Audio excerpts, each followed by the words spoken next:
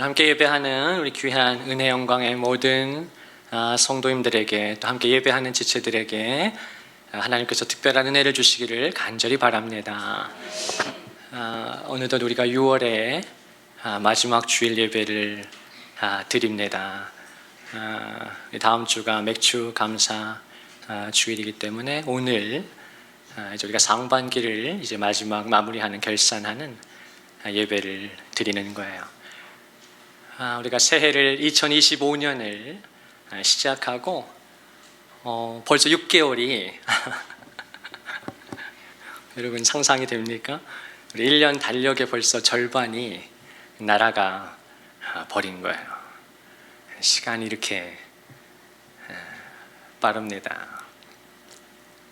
그래서 에베소서 5장 16절에 보면 세월을 아껴야 한다, 그런 말씀이 있는데 정말 시간이 빠른 것 같아요.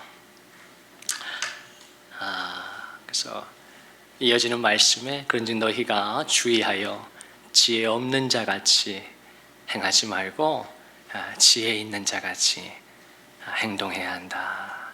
하나님께서 바울을 통해 말씀하시는데, 예배 가운데 하나님께서 성령을 통해 지혜를 주셔서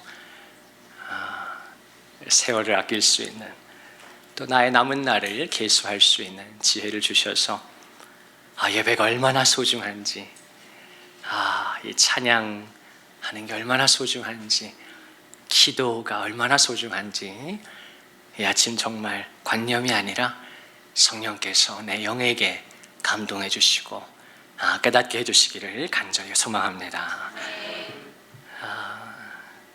우리가 지난 시간부터 제가 아주 깊은 인상을 받은 한 권의 책, 왕의 아련실이라 하는 책을 가지고 참고해서 우리 설교를 드리고 있습니다. 지난주에 가장 중요했던 부분은 기도라는 것이 다른 게 아니라 그리스도를 호흡하는 것이다. 우리가 기도한다는 건, 하나님 앞에 기도를 드린다는 건 하나님 그분을 호흡하는 것이다 하는 부분이었어요. 저에게는 굉장한 그 인사이트를 주었습니다. 우리가 기도를 영혼의 호흡이라고 오래전부터 우리가 불러왔는데, 기도는 영혼의 호흡이다. 근데 이 브라이언 시몬스는 한 걸음 더 나아가서 기도라는 것이, 예배를 드린다는 것이 하나님을 우리가 호흡하는 것이다. 아주 깊은 걸 우리에게 시사해 줍니다. 우리 다시 한번 지난주에 이어서 같이 한번 읽어보실까요? 같이 한번 읽어보십시다. 시작. 오랫동안 하나님을 추구하면서 그리스도와 사는 길은 그를 호흡하는 것이고, 그를 호흡하는 방법은 끊임없이 그를 부르는 것임을 발견했다. 이분이 오랜 수십 년 신앙의 여정, 또 사역의 여정 속에서 기도와 몸부림 씨름하면서 발견하게, 깨닫게 된 것입니다. 우리가 하나님과 함께 산다는 것, 신앙생활을 한다는 것은, 주님과 동행한다는 것은 다른 것이 아니라 그분을 호흡하는 것이다. 그리고 그분을 호흡하는 방법은 끊임없이 그분을 부르는 것이다 라는 거예요. 이 하나님을 호흡하는 것, 제가 지난 시간에 잠깐 설명드린 것처럼 성경에서 구약의 성령을 뜻하는 루아흐, 또 신약의 성령을 뜻하는 푸뉴마, 그 원어에 가진 의미는 하나님의 호흡, 하나님의 숨결, 그분의 바람, 그분의 영 등을 나타내요. 그러니까 거기에 우리가 초점을 맞추어서 이 문장을 생각한다면, 요한복음 3장에 그 예수님의 말씀하신 것도 더 우리가 더 와닿을 것 같아요. 예수님께서 니고데모를 만나 주시면서 그에게 말씀하시죠. 사람이 물과 성령으로 거듭나지 아니하면 하나님의 나라에 들어갈 수가 없다. 육으로 난 것은 육이요, 영으로 난 것은 영이다. 그러면서 주님이 니고데모에게 어떻게 설명하시냐면 바람이 임의로 불매 네가 그 소리는 들어도 그 바람이 어디에서 와서 어디로 가는지 알지 못하는 것 같이 성령으로 난 사람은 그러하다. 그러니까 예수님께서 성령에 대해서 가르쳐 주시고 그 성령으로 거듭난 사람들, 그 성령으로 난 사람, 성령의 사람에 대해서 설명하면서 바람을 비유로 드시는 거예요. 왜냐하면 그 바람이 성령의 은유적인 표현이기 때문에 그렇습니다. 그러니까 우리가 그리스도를 호흡한다는 것은 성령을 숨쉬고 그분의 숨결을 받아들이고 그분의 영을 받아들이고 그분과 함께 동행하는 것이에요. 이 저자가 또 이런 말을 이제 하는데요. 같이 한번 읽어보겠습니다. 시작. 우리가 하나님을 부르면 하나님은 우리를 그분의 마음으로 들이신다. 하나님은 우리가 그분과 함께 시간을 보낼 때 삶을 변화시키는 능력이 흘러나오게 됨을 아신다. 일단 아주 따뜻한 그 통찰을 이 저자가 가지고 있어요. 하나님을 호흡한다는 것, 성령의 사람이 된다는 건 끊임없이 그분을 부르는 것인데 우리가 하나님을 부르게 될 때 어떻게 되는가? 우리가 하나님을 부를 때 우리가 오늘 아침에도 예수, 예수, 하나님의 존귀하신 어린 양, 그 거룩하신 이름, 그분의 이름을 찬양하고 그분을 부를 때 어떤 일이 벌어지는가? 하나님께서 저와 여러분을 그분의 마음 안으로 우리를 초대하신다는 거예요. 누구든지 주의 이름을 부르는 자는 구원을 받게 된다는 건 그런 의미예요. 내가 가난한 마음으로 상한 심령으로 또 절실한 마음으로 주님을 부를 때 그분을 찾을 때 하나님이 우리를 그분의 마음 안으로 들이신다는 거예요. 그때 구원이 일어납니다. 그때 하나님이 우리의 마음을 소생하게 해주시는 거예요. 다시 일으켜 주시는 것입니다. 아주 저는 이분의 책이 참 좋은 게 그 통찰인데 굉장히 이렇게 접하기 어려운 쉽지 않은 아주 따뜻한 그러니까 하나님의 마음을 이 저자가 깊이 좀 경험한 것 같아요. 우리가 하나님을 부르면 하나님은 우리를 그분의 마음으로 우리를 마음 안으로 초대하신다. 그래서 하나님께서는 우리가 그분과 함께 시간을 보낼 때 삶을 변화시키는 능력이 흘러나오게 됨을 아신다. 오늘 예배 시간도 마찬가지입니다. 우리의 삶을 새롭게 하시는 능력이 예배 시간에 하나님으로부터 흘러나오게 되는 거예요. 그래서 성경은 거듭거듭 하나님을 부르라고 이야기합니다. 우리 한번 시편 50편에 있는 말씀 같이 한번 읽어보실까요? 시작. 환난 날에 나를 부르라. 내가 너를 건지리니 내가 나를 영화롭게 하리라. 할렐루야. 환난 날에 환난이 없는 인생이 어디 있습니까? 다 곤고하죠. 어려움이 있습니다. 그런데 그때에 네가 할 일은 나를 부르는 것이다. 하나님을 찾는 것입니다. 그러면 하나님께서 당신을 건져 주시겠다고 말씀해 주십니다. 그리고 너는 너의 가정은 나를 하나님을 영화롭게 할 것이다. 이 아름다운 이 선순환이 일어나는 것이죠. 우리는 하나님을 의지하고요. 하나님은 반드시 우리에게 도움의 손길을 베푸시고요.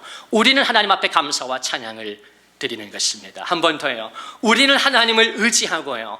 하나님은 우리를 회복시켜 주십니다. 소생시켜 주시는 거예요. 그럼 우리는 감사하고 찬양하게 되는 거예요. 이것이 반복되고 깊어질 때 그 성도의 신앙생활이 깊이가 있는 것입니다. 고난이 깊을수록 좌절도 있지만 거기에서 내가 더 절망의 순간에 더 상한 심령을 가지고 포기하는 게 아니라 더 하나님을 간절히 찾고 찾을 때 하나님이 우리를 건져주신단 말입니다. 놀랍게 우리를 소생시켜 주셔요. 새로운 마음과 새 영을 부어주십니다. 거기에 성도의 감격이 있는 거예요. 여러분, 요한계시록에 보면 천사들이 끊임없이 하나님을 거룩하다고 찬양합니다. 그런데 사랑하는 성도 여러분, 하나님께서 천사들의 찬양을 기뻐하실까요? 구원받은 성도의 찬양을 기뻐하실까요? 성도의 찬양을 하나님 훨씬 기뻐하십니다. 왜 그렇죠? 천사들에게는 그 회복의 감격이 없기 때문이에요. 밑바닥을 경험해 본 적이 없기 때문에, 죄를 알지 못하기 때문에, 실패를 경험해 보지 못했기 때문에, 다시 하나님이 나를 기회를 주시고 다시 나를 소생케 하실 때 그때 맛볼 수 있는 그 감격이 천사들에게는 없는 것입니다. 그냥 하나님을 거룩하다고 찬양할 뿐이에요. 그것도 귀하지만 오히려 하나님께서는 실패를 경험했고 지금도 고난의 터널을 그래서 흔들리는 우리 연약한 인생인데 그 성도들의 찬양을 하나님은 더 기뻐, 왜냐면 애절하니까요. 그 하나님 자녀의 찬양이 하나님의 마음을 감동케 하는 겁니다. 그리고 하나님과 구원받은 성도 안에는 그 관계가 있는 것이에요. 그래서 예배를 드리는 성도의 마음도 애절하고요, 하나님의 마음도 애절한 거예요. 그 애절함과 애절함이 만나는 그 인격과 인격이 조우하는 것이 예배인 것이에요. 천사들에게는 그게 없죠. 그래서 하나님께서 우리의 찬양과 예배를 스바냐 3장 17절이 말씀하는 것처럼 내가 너로 인하여 기쁨을 이기지 못한다. 그러니까 하나님께서 기쁨을 주체하지 못하시는 거예요. 성도가 부족하고 연약한데 지난 한 주도 참 힘들었는데 어려웠는데 고통의 터널을 지났는데 주일 아침에도 사실 쉽지 않은 마음으로 왔는데 찬양하고 말씀을 듣고 기도하는데 숨이 쉬어진단 말입니다. 왜요? 그분을 호흡하니까요. 그 호흡이 성령님이시니까요. 성령의 숨결을 받아들이고 성령의 바람을 맡게 되고 그분을 호흡하게 되니까 성령이 내 영을 소생시키시는 것입니다. 여러분, 사람은 영적인 존재들이에요. 영을 가지고 있어요. 그래서 어떤 육적인 거, 혼적인 걸로 진정한 만족이 이루어지지 않습니다. 아무리 맛있는 걸 먹어도, 아무리 멋있는 차를 사든 집을 사든 일시적이다 그러면 채워지지 않아요. 인간은 육적으로, 혼적으로 채워지지 않습니다. 어떤 감정적으로 정말 내가 어떤 성취감도 있고요, 어떤 여러 가지 속에서 누가 나를 정말 기쁨을 줄 수도 있고요, 일시적인 감정적으로도 우리가 채워질 때가 있잖아요. 정말 행복하다. 근데 그게 지속성이 생각보다 짧다는 말이죠. 왜 그럴까? 그리고 상대적으로 공허함이라든가 곤고함, 그런 감정, 그런 마음은 훨씬 오래 지속된다는 말. 거기에 삶의 딜레마가 있는 거 아닙니까? 이게 뭐지? 이게 뭐지? 그게 이제 반복될 때 성숙해 가지만 그 속에서 사람은 고통을 느끼는 것이거든요.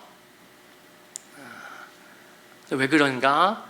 사람은 하나님의 형상대로 지음을 받아서 하나님의 영이신 것처럼 우리 인간도 영적인 존재들이에요. 그래서 그 하나님의 영 성령께서 내 영을 터치하시기 전까지, 성령님께서 내 영을 만져주시고 그분의 영으로 가득 채워주시기, 그게 성령 충만이잖아요. 성령으로 나를 충만하게 하시기 전까지는 이 마음의 문제가 해결이 안 되는 거예요. 숨이 안 쉬어지는, 답답한 거예요. 막혀 있는 것입니다. 진공관이 있는데 진공관이 있어요. 그 진공관이 막혀 있는 것입니다. 한쪽이 답답한 것이죠. 예배를 통해서 성령님께서 그 막혀있던 걸 뚫어주실 때 비로소 성도가 자유함을 맛보게 되는 거예요. 그래서 고린도후서 3장 17절에 주는 영이시니 주의 영이 계신 곳에는 자유가 있느니라. 이 세상 어디에서도 경험해 볼 수 없는 그 해방감 말입니다. 숨이 쉬어지는 거예요. 자유한 것입니다. 이제 그걸 깊이 경험한 성도가 그 하나님의 임재를 경험할 뿐만 아니라 이제 맛보고 사로잡히는 성도들이 이제 진짜 예배를 드리게 되는 거예요. 진정한 찬양을 드리게 됩니다. 로마서 8장 1절 2절에 말씀하지 않습니까? 그러므로 이제 그리스도 예수 안에 있는 자에게는 결코 정죄함이 없나니 이는 그리스도 예수 안에 있는 생명의 성령의 법이 죄와 사망의 법에서 너를 해방하였습니다. 내가 그리스도 예수 안에 있기 때문에 더 이상 나에게 정죄함이 없다는 것. 오늘 우리가 찬양한 것처럼 내가 부족하고 연약하지만 그렇게 해서 내가 끝나는 것이 아니라, 버림을 받는 것이 아니라 하나님 더 나를 귀히 여겨주신다. 내가 하나님을 부를 수 있는 기회와 은혜를 주시는 것입니다. 그리스도 예수 안에 있는 자에게는 결코 정죄함이 없다고 성경이 말씀하는 거예요. 그리고 생명의 성령의 법이라. 로마서 8장 2절이 조금 난해한 구절인데 어렵지 않아요. 생명의 성령의 법이라는 건 생명을 주시는 성령의 능력이라는 뜻이에요. 생명을 주시는 그 성령의 능력이 죄와 사망의 법에서 죄를 지을 수밖에 없는 인간, 그리고 그 죄가 굴레가 되어서 그 사망의 법에서 헤어나오지 못하는, 죄로 인해서 끊임없이 고통을 겪게 되고 가정의 어려움을 겪게 되고 내 삶에 어려움을 겪게 되는 그 굴레 말입니다. 그 로마서 8장이 죄와 사망의 법이라.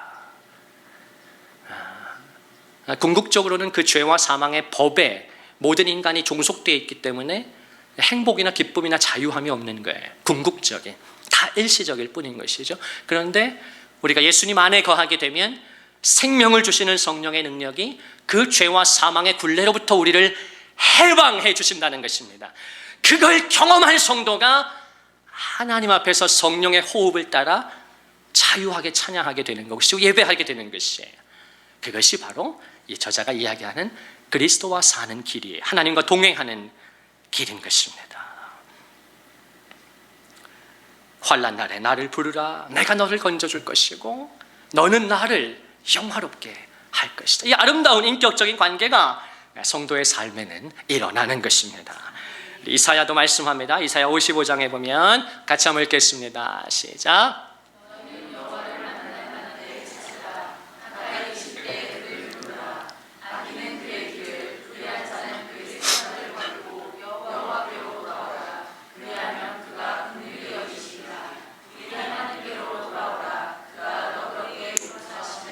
아멘, 아멘. 하나님의 얼마나 따뜻한 인격적인 초대입니까? 너희는 여호와를 만날 만할 때 찾으라. 가까이 계실 때 하나님께서 너에게 다가오시고 너에게 기회를 주실 때 그를 부르라. 하나님을 부르시기를 바랍니다. 이 아침도 예배를 드리면서 또 말씀을 듣는 가운데 여러분 마음속으로, 여러분의 영으로는 주님, 하나님, 아버지, 내가 주님을 찾습니다. 목마른 사슴처럼 내가 주님을 찾고 또 찾습니다. 내 마음에 정말 주님이 필요합니다. 우리 가정에 정말 주님이 필요합니다. 내 삶 속에 하나님, 제 힘으로 안 됩니다. 열심히 하는데, 용을 쓰는데 하나님, 그 생각처럼 만족이나 기쁨이나 보람이 없습니다. 다람쥐 쳇바퀴 돌듯이 그냥 하루하루 버티고 하루하루 그냥 뭐 언젠간 좋은 날이 오겠지 이렇게 살아갑니다. 주님, 하나님께서 디자인하신 인생이 그게 다가 아닐 터인데 하나님의 길을 저에게 보여주시고 하나님의 진리를 저에게 가르쳐 주셔서 하나님, 내가 한 번뿐인 인생, 남은 다가오는 이제 7월 하반기에는 하나님, 내가 정말 기쁨으로 소망 가운데 살아갈 수 있기를 바랍니다. 우리 가정이 참된 만족과 그런 하나님이 주시는 평강을 누리기를 원합니다. 여러분, 그런 마음으로 계속 예배 시간에 하나님을 부르는 것이에요. 악인은 그의 길을 버려야 한다. 불의한 자는 그의 생각을 고쳐야 한다. 여호와께 돌아오라. 그러면 그분께서 너를 불쌍히 여겨주신다. 너그럽게 용서해 주신다. 이게 주님의 마음입니다. 왜 이렇게 하나님께서 그분을 부르라고 하시는가?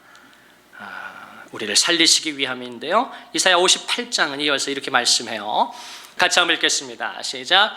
내가 부를 때에는 나 여호와가 응답하겠고 내가 부르짖을 때는 내가 여기 있다 하리라. 아멘. 우리 한 번만 더 읽읍시다. 얼마나 소망이 되는 말씀입니까? 얼마나 우리의 기도에 동기부여가 되는 말씀이에요. 다시 한번 읽겠습니다. 시작. 내가 부를 때에는 나 여호와가 응답할 것이고 내가 부르짖을 때에는 내가 여기 있다 하리라. 아멘 아멘. 얼마나 실감납니까? 하나님의 말씀이. 성현아, 네가 나를 찾을 때 내가 여기 있다 할 것이다. 할렐루야. 여러분, 이번 한 주도 이 말씀을 붙들고 기도해 보십시다. 네가 나를 부르면 내가 응답해 줄 것이다. 다양한 방법으로, 네가 생각하지 못했던 방법으로, 내가 기도하면 하나님은 이렇게 응답하시지 않을까, 이렇게 역사하지 않을까, 내 제한된 생각으로 말입니다. 내 경험 속에서 말입니다. 그런데 하나님은 He has a lot of ways. 너무나 많은 길을 가지고 계시는 거예요. 다양한 방식으로 응답해 주시는 줄로 믿습니다. 내가 응답할 것이다. 너를 깜짝 놀래켜 줄 것이다. 네가 부르짖을 때 여기 있지 주님이 나타나 주신다는 것입니다. 그게 바로 성령의 나타나심인 줄로 믿습니다. 아멘 아멘. 내가 여기 있다 할 것이다. 얼마나 소망이 되는 말씀이에요. 주님, 오늘도 예배 가운데 주님 나타나시기를 바라고, 더 임재하시기를 바라고, 정말 내가 그냥 조금 아는 게 아니라 정말 사로잡히기를 원합니다. 내가 여기 있다. 주님, 제가 정말 그냥 머리가 아니라, 단순히 내 가슴이 아니라 내 영으로 그 하나님의 현존을, 그 하나님의 바람을 내가 맡기를 바랍니다. 여러분, 그것이 예배예요. 그럼 우리가 그 하나님 앞에 어떻게 부르짖고 또 그 하나님을 찾아야 할까요? 다니엘서에 보면 다니엘이 어떻게 하나님을 불렀는지를 잘 보여주는 아주 소중한 구절이 있습니다. 같이 한번 읽어보실까요? 시작. 주여 들으소서, 주여 용서하소서, 주여 귀를 기울이시고 행하소서, 지체하지 마옵소서. 아멘 아멘. 이게 하나님의 사람, 기도의 사람 다니엘의 기도예요. 그래서 한국교회가 매년 11월에 우리 오륜교회가 김은호 목사님 시작하셔서 수만 교회가 다니엘 기도회를 하잖아요. 기도의 사람 다니엘이 하나님을 어떻게 그가 찾았는가? 주여 들으소서, 주님 저를 용서해 주십시오, 주님 귀를 기울이시고 행하소서, 지체하지 마옵소서. 다니엘의 기도예요. 주여 주여 주여. 그래서 우리가 한국교회가 이 다니엘의 기도를 본받아서 우리가 기도를 훈련하고 나아갈 때 주님을 부르는 거예요. 계속해서 주님을 부르는 것입니다. 저 같은 경우는 기도할 때 제가 수십 번 계속해서 주님을 부릅니다. 그때 이제 어느 순간 내가 기도하는 것이 아니라 어느 순간 성령께서 나를 사로잡아 주셔서 그분이 말하게 하심을 따라 기도하게 되는 거예요. 또 어떻게 하라고 가르쳐 주는가? 오늘 본문 말씀 로마서 8장 아주 귀한 말씀인데요. 같이 한번 읽겠습니다. 시작. 무릇 하나님의 영으로 인도함을 받는 사람은 곧 하나님의 아들이라. 너희는 다시 무서워하는 종의 영을 받지 아니하고 양자의 영을 받았으므로 우리가 아빠 아버지라고 부르짖느니라. 아멘 아멘. 찰스 스펄전이 황금 구절이라고 불렀던 황금으로 써야 한다. 로마서 8장 14절이에요. 무릇 하나님의 영, 성령의 인도함을 받는 사람이 곧 하나님의 자녀다. 그 자녀의 그 영광을 어떻게 바울이 묘사하는가? 너희는 다시 무서워하는 종의 영을 받지 않았다. 하나님을 너희가 무서워하고 두려워하고 또 멀리 계신 나와는 관계없는 관념적이고 추상적인 하나님으로 인식하는 것이 아니라 양자의 영을, 성령을 주셨기 때문에, 네가 그 영을 받았기 때문에 너는 하나님과 관계가 있을 뿐만 아니라 그분의 친자녀가 되었기 때문에, 백성이 되었기 때문에 너는 이제 담대히 그분을 향해서 아바라고 부를 수 있다는 것입니다. 우리 사랑하는 성도들이 그렇게 하나님을 가까이 부를 수 있기를 주님의 이름으로 축원을 드립니다. 하나님을 향해서 두 손을 벌려서 아빠 아버지여 라고 기도할 수 있는, 하나님을 부를 수 있는 성도들 되시기를 간절히 축원합니다. 갈라디아 4장 6절에도 이 말씀을 다시 한번 바울이 인용하는데 너무나 중요하기 때문에 그런 것이지요. 성경의 어떤 구절을 똑같이 인용할 때는 그 말씀이 그만큼 파워풀하기 때문이에요. 같이 읽습니다. 시작. 너희가 아들이므로 하나님이 그 아들의 영을 우리 마음 가운데 보내사 아빠 아버지라 부르게 하셨느니라. 아멘 아멘. 너희가 누구인 고로? 너희가 아들인 고로. 너희가 하나님의 자녀이기 때문에 하나님이 그 아들의 영 성령을 너에게 주셨지 않니? 그러면 이제 너가 하나님을 추상적인 하나님, 멀리 계신 분이 아니라 아바 아버지 그 부를 수 있다는 거예요. 예수님도 마태복음에서 산상수훈 가운데 말씀하시지요. 그러므로 너희는 이렇게 기도하라. 하늘에 계신 우리 아버지요. 하나님을 아버지라고 부르라는 것이에요. 자, 이 책에서 아주 또 우리가 주목할 만한 부분이 있는데 이 저자가 이런 얘기를 합니다. 같이 한번 읽겠습니다. 시작. 우리의 마음이 하나님을 사랑하기에 우리는 굳게 부르짖는다.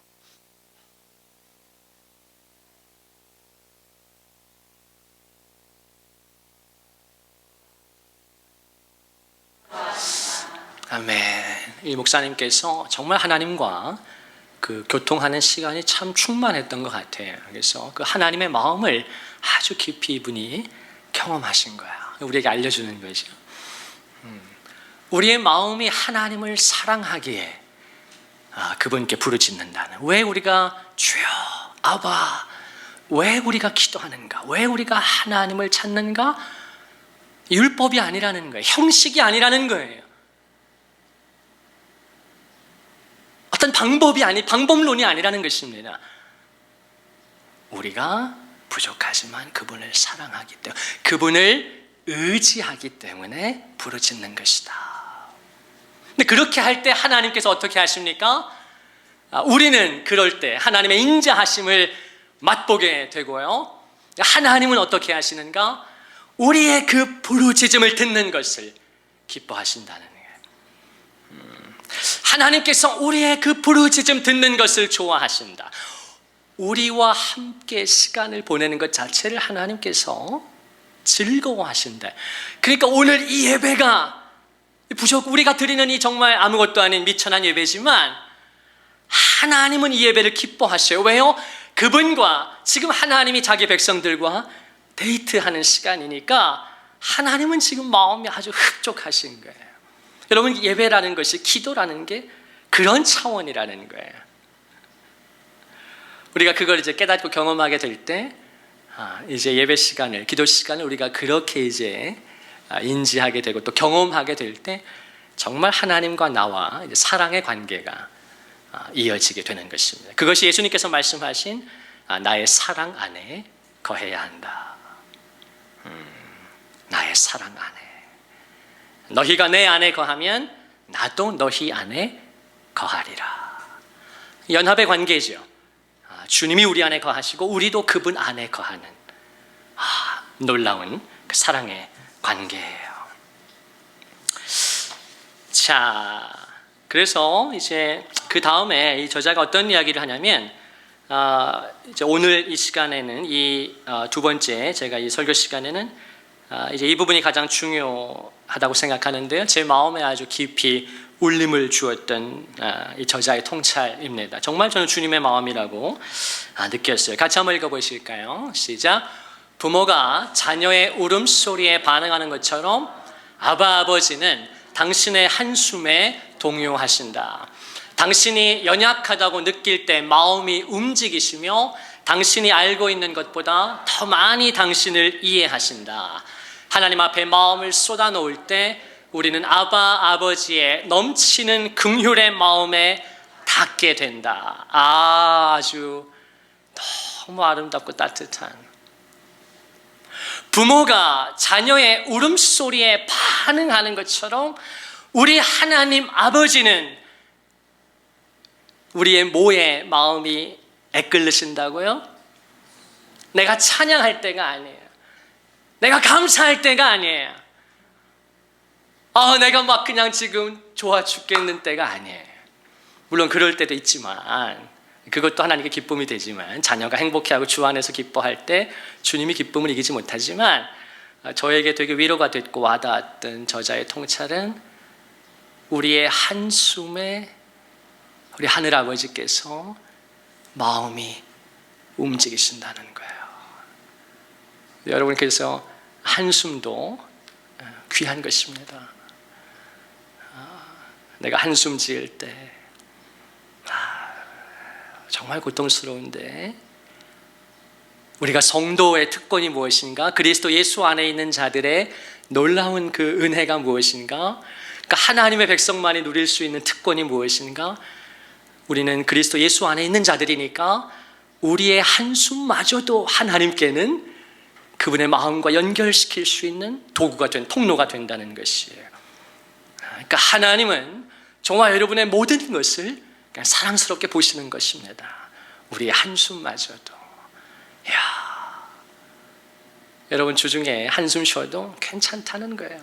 한숨도 쉬시고 답답하다, 참 뜻대로 안 된다, 괜찮다는 거예요. 그때 하나님께서는 그분의 마음이 애끓으신다. 당신이 연약하다고 느낄 때 그때 세상은 가치 없다고 말하지만 더 이상 쓸모없게 되었구나 하고 조롱하지만 하나님은 내가 그때 약할 때 연약하다고 느낄 때 주님은 그 마음이 더 움직이시고 나보다 나를 더 많이 이해하신다. 그래서 하나님 앞에 우리의 마음을 쏟아 놓을 때 우리 마지막 문장 같이 읽습니다. 제가 참 저 표현이 제가 조금 살짝 바꾸긴 했는데 번역도 잘 돼 있었지만 제가 조금 더 와닿게 제가 조금 이제 의역을 했는데 우리 마지막 문장 같이 읽습니다. 시작. 우리는 아버지의 넘치는 긍휼의 마음에 닿게 된다. 우리가 하나님 앞에 마음을 드릴 때, 예배를 드릴 때 우리는 아버지의 그 넘치는 사랑의 긍휼의 마음에 닿게 된다는 것입니다.